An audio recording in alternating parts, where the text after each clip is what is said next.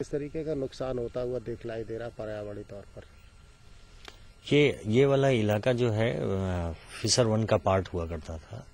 और उसकी बाउंड्री भी यहीं से टच करती है। लेकिन जो जैसे ही लाइन सफारी के डिक्लेरेशन की बात हुई और उसके आसपास जैसे ही विकास शुरू हुए हैं तो यहाँ आसपास एकदम से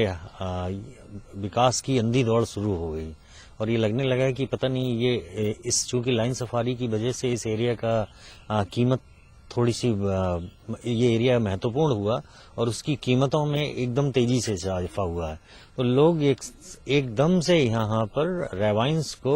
प्लेन करके प्लॉटिंग वगैरह इत्यादि करने लगे हैं, जो निश्चित रूप से यहाँ के पास जो शहर से लगा हुआ अगर कोई वन क्षेत्र है तो वो केवल फिशर वन है और अगर उसके आसपास इस तरह का विकास जो हो रहा है वो उसके लिए अच्छा नहीं है। और जो है एक हमें लगता है कि इस आने वाले समय में यह क्षेत्र जो है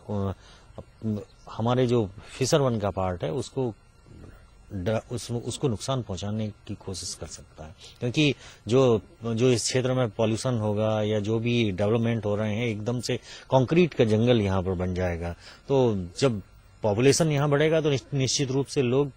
जो वन क्षेत्र की जमीनें होती हैं उनमें घेरना शुरू कर देते हैं और आगे चल के हमें लगता है कि ये पार्ट जो छोटे छोटे टुकड़े से बचे हुए हैं ये भी लोग यहाँ पर खत्म करके और